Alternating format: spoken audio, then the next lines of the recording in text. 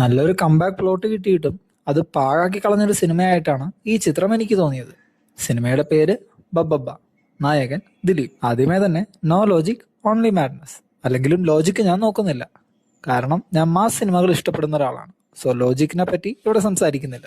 നമുക്ക് കാര്യത്തിലേക്ക് വരാം. ചിത്രത്തിന്റെ പ്ലോട്ട് വരുന്നത് റിവെഞ്ച് ആണ്. ഒരു സിനിമയിൽ നായകൻ വില്ലനോട് പ്രതികാരം വീട്ടുമ്പോൾ ഓഡിയൻസ് കൈയടിക്കണമെങ്കിൽ ആ പ്രതികാരത്തിന്റെ മോട്ടീവ് സ്ട്രോങ് ആയിരിക്കണം, ഓഡിയൻസിന് കണക്ട് ആവണം.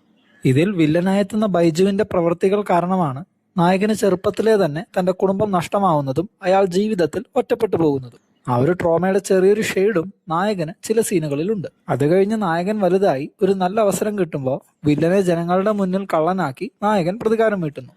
Yes, this is a good plot or one line for a massive comeback film.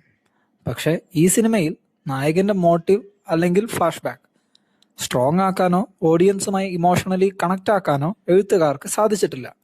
പകരം ക്യാമിയോസും അനാവശ്യ റെഫറൻസുകളുമാണ് ഈ സിനിമയിൽ കൂടുതൽ ഫോക്കസ് ചെയ്തിരിക്കുന്നത്. അതെല്ലാം ഒഴിവാക്കി കഥയിൽ കൂടുതൽ ശ്രദ്ധ പുലർത്തിയിരുന്നെങ്കിൽ രാമലീല പോലെ ഒരു കിടിലൻ സിനിമ ദിലീപിന് ലഭിച്ചേനെ. ഈ സിനിമയെ പറ്റിയുള്ള നിങ്ങളുടെ അഭിപ്രായം കമന്റ് ചെയ്യുക.